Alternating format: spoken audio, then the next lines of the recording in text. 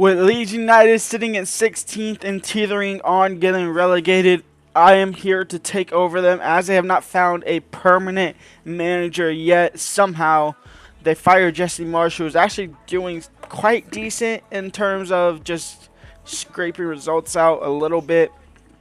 But now, no manager. They get thrashed 5-1 after taking a 1-0 lead at Crystal Palace. We are here to take over them and rebuild them and bring them into a European powerhouse within 4, 5, 6 seasons, something like that. This is a full-on career mode series. If you do enjoy these, go ahead and leave a like and subscribe. And let's get straight into it. Now, looking at this team, I went ahead and set it up like a 4-2-3-1. I think it was initially as a 4-3-3 for whatever reason. They play a 4-2-3-1 in real life. Firpo is fine at left back for right now. Cooper and Kosh might be areas we have to improve on this season, as well as possibly Christensen. I just don't like them on FIFA. We have the American midfield trio of Weston McKennie, Tyler Adams, and Brendan Aronson. And then Harrison on the right, Nato on the left, and then there's their record signing Rutter at striker. I think Harrison has to go. I think Nato possibly go out on loan, maybe find somebody better than him. Midfield trio isn't going anywhere, and I had to save enough funds to be able to buy Weston McKennie if we are to stay up in the Premier League this season, which means we're probably going to have to sell some players because we only have 47 million in the bank. Now, this is going to be a different type of career mode. I am going to include, the season objectives, fan objectives. If y'all give me some objectives in the comments, I'll put them in here. I only have one right now, which is American Trio, getting 50 to... At first, 50 goal contributions. I might bump it up to 75 to see where we're at mid-season. But the midfield trio is going to have to be a dynamite and kind of carry this team for this season. Rutter, he's going to continue to grow. Nato, you know what I want for him. Meslier, he's fine for right now. And he honestly should be fine for a long term. He is young enough to be able to grow. I am looking at some options here already. Somebody like Iavahi, bring him in from Montpellier for around 13 million. He could challenge Rutter in that starting striker spot. Mami, this is somebody Leeds are reportedly actually interested in signing already, but he is absolutely awful in the game, so we won't bring him. I just want to show you that. And then we have a new player that's in the game, Elise Ben Seguir. He has just been added to FIFA 23. I want to bring him in. He is a young prospect. I want to bring him, grow him, and possibly see what he is. As well as Lenny Yardo, I could bring him in and possibly grow him as well because he has a decent potential. He's showing great potential, so it's decent enough for us. As far as the Youth Academy, I'm only going to do one every single season. And I guess I already sent them out on accident. I don't know how I did that. I barely started this. No, I don't want to fire him. I'm only going to send him out, and I'm going to send him out to the homeland of England, see what we can find, some English homegrown players. But after that, I'm just going to start this career mode, I guess. So, somebody who's not in my plans personally for this career mode. So I think letting him go, especially to Juventus of all teams, I think it's a perfect deal. In 10.6, we could get 11.3. I think 10.6 is perfectly fine for getting him. So hopefully he goes out of the club and brings in some transfers. I should actually list some players on transfer. I'll keep Robles since he is our only keeper. Did I already? I think I might have already transfer listed some players. Did I start this a day? I didn't know. Luke Ayling, he can go. He's absolutely awful. Christensen can go. This guy is apparently supposed to be really good, but I've heard people say he's good on FIFA. But I don't know about that. Tyler Adams, he is obviously good enough. Roca, he could be a backup man. He is transfer listed. Did I transfer list people?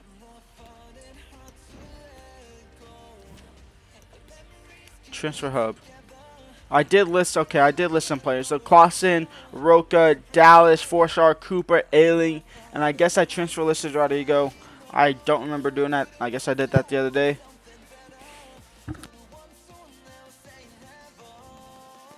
Rodrigo has left the club on his way to Juventus.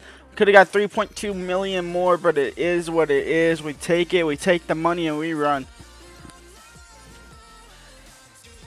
Liam Cooper has been sold. He's on his way to City A as well. This time going over to Lazio for 4.5 mil.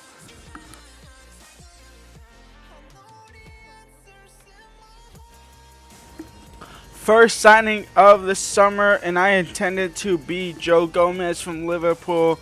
A massive center back option for us. I'm going to try and get him down to like 25 million. I think they went around 30 to 35. So anything under 30 is honestly fine with me. It is pretty much half our budget. But he will be here for at least 5 seasons. Unless we have to sell him. They accept 26 or 27 million. We are going to go ahead and bring him in. He will be our first signing of the summer. He accepted a slight pay cut. He is being bought into the club. Joe Gomez, 27 million spent. Pretty much a decent chunk out of our budget spent on just one player. But honestly, this one player is kind of an investment for the future. Easily sell him later on if need be for more than what we bought him for. So it all works out. Joe Gomez joins Leeds United.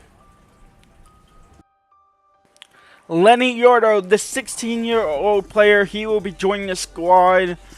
We got him for $1 million. He's on $350 a week, pounds sterling, whatever a week. I am gonna actually go ahead and try and loan him out for this season. The same with that AS Monaco striker. I'm gonna try and bring him in and then loan him out. That way we can see their progress grow, because they probably won't get much game time in this team this season. So next season they come back, the higher overalls, they fit into the team, they start battling for a spot. But Lenny Yordo comes from Lille for Leeds United. Actually not 1 million. We got him for 360k plus some deadwood player that was worth like 600k. So that is that. We are going to go ahead and try to bring in Elise Ben-Shigir in. I did offer 1.8. They shut that down instantly. Next up, I'm actually going to try to bring in Tyrell Malacia. I know I said Firpo is fine, but Malacia, he has not been getting game time recently from Man United after what was a bright start. Luke Shaw stepped up during the World Cup, and ever since then, Malacia, I don't even think he's seen the pitch that often. I think he maybe got 45 minutes. I'm going to approach to loan. They will allow me to loan him. So I'm going to try to bring in this Manchester United left back in to battle with Firpo, possibly play over Firpo, and possibly even play as a right back.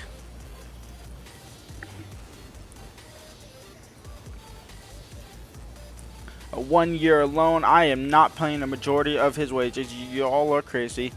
50-50, 60-40 for us. We're not ready to reach a high proportion. Okay. I'll try again in a week. Now, obviously, I said Liam Cooper has been sold. Ailing has been sold as well. And as well as Forshaw, just some deadwood players. I mean, Ailing's not really deadwood. He's just not very good, so he's out. And we do get the deal finally over the line. Tyrell Malacia, he joins on loan from Manchester United for this season. 50-50 wage split is what they wanted, so that's what they're going to get. He is going to battle not only Firpo, but possibly even Christensen as our fullback options.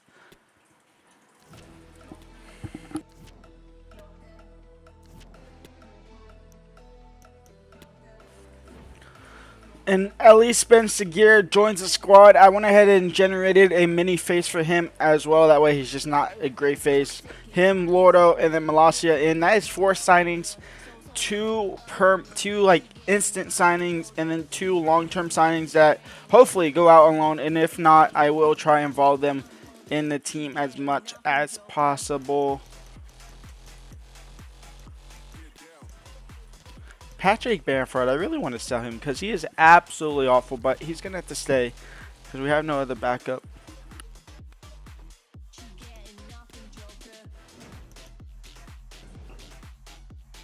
We are bringing in Ajax youngster Francisco, I'm going to say his last name wrong, Cancelo, something like that.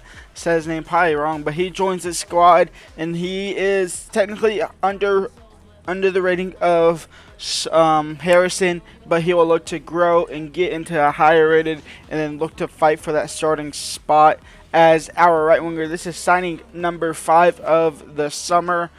I'm only going to limit myself to 6 signings per season with a emergency signing addition if need be in the January months.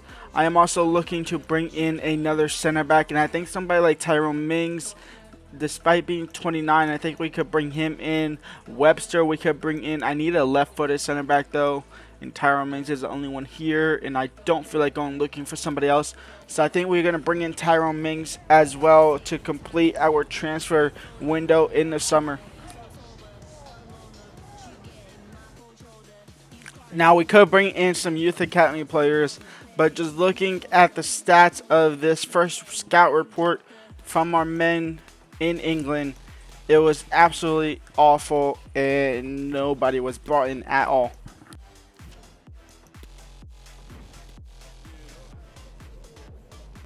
And Elise has been sent out on loan to Galatasaray. This is for 2 years, but honestly, it might end up only being 1 year. We have our first game of the season, and it's against Tottenham. That is just not what you want to see. Our team is looking like this: Meslier, Christensen, Joe Gomez, Tyrone Mings, Malacia, the midfield trio of McKinney, Adams, and Aronson. Harrison, Nato isn't going to get the start. It's actually going to be Sinistera, and then Royer as our main striker. On the bench, we have Consejo, Bamford, Nato, Dallas, Ferper, Wabber, and Roca. Let's get into it.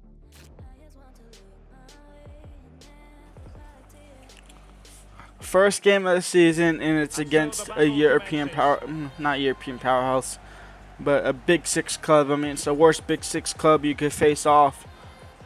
But when you're playing against Leeds, or playing as Leeds, any club is better than you. Brendan Aronson's going to have a crack early.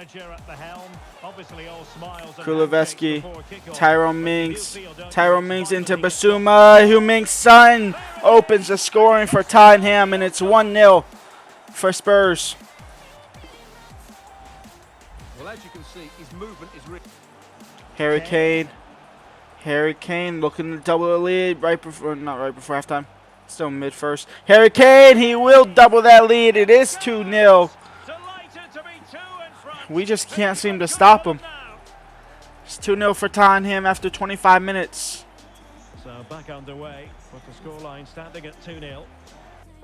There will be 1 minute added on at the end. And we are going into the break down 2-0 to Tottenham. Possibly 3-0. The ref is letting them play for whatever reason. Hold on. Let's calm it down. Heung-min Son looking for his brace. First shot blocked. He still has it. Crossed in. Kuleveski. And it's 3-0. We're going into the break with 3-0 thanks to some EA cheese.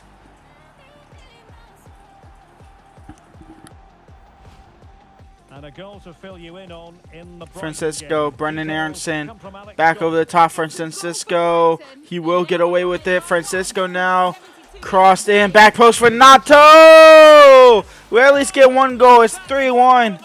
It's a little too late though. We need that goal a lot earlier. But Nato scores the first goal of the season for Leeds United. And it's an assist for Francisco on his debut. Harry Kane back into Richarlison, and for Heung-min Son, and that goal, we conceded right back. It's 4-1. Any last minute hope that we had of trying to get an equalizer or getting a second instantly killed. Richarlison, 5-1. 5-1 for Tottenham. And that is game over. Our first game of the season, we lose 5-1. Better the second half a little bit, not by much though. We can lost 2-1 in the second half realistically. Nato scores our only goal, and the only positive we could bring out is Nato and Francisco. Both did well when they both came on. Francisco actually looks a little bit lively in him. He might start over Harrison already. Next game up, it's a home game here at Leeds at the Ellen Road against Southampton. I was going to start Francisco, but I'm going to give this team a shot against a weaker-sided team to see how they do in a kind of a fair test. I'm going to turn this to overcast though because the shadows on Ellen Road, And really, the shadows on any stadium is absolutely awful. So overcast we go, and we get into our first home game of the season.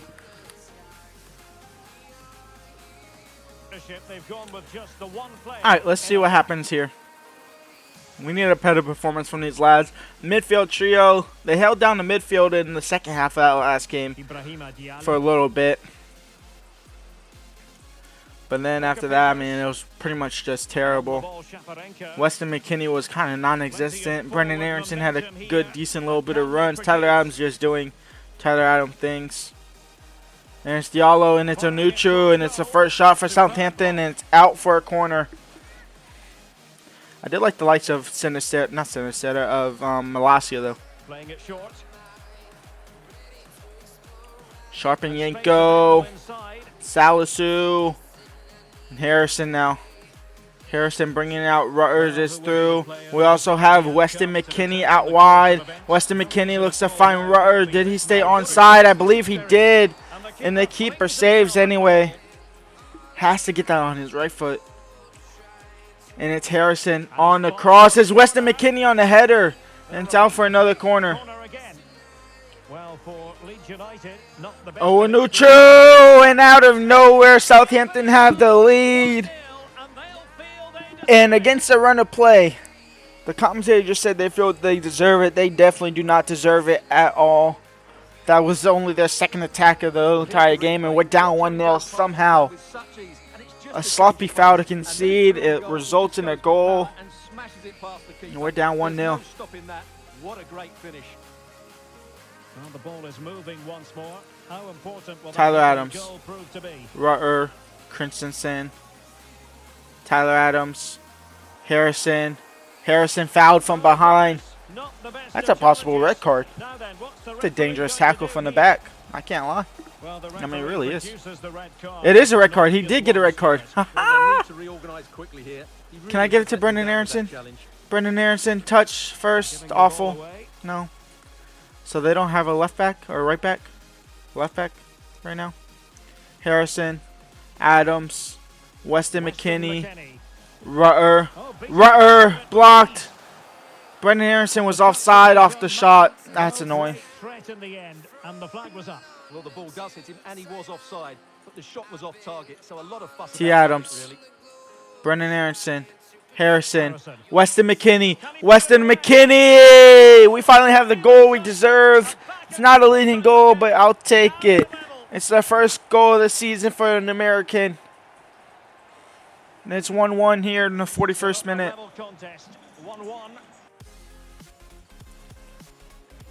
Rutter, Malacia, Sinisterra, Brendan Aronson early in the second half. We have the lead, and Leeds United are up 2-1. And it's an American man and Brendan Aronson scoring. It did look on for them, but not to be. Tyler Adams out wide for Harrison, who actually kind of is performing well today. Harrison trying to find Aronson, looks to find Rutter to take a commanding lead. It's 3-1, and it's 2 quick goals and quickly in the second half. And we might start to run away with it here.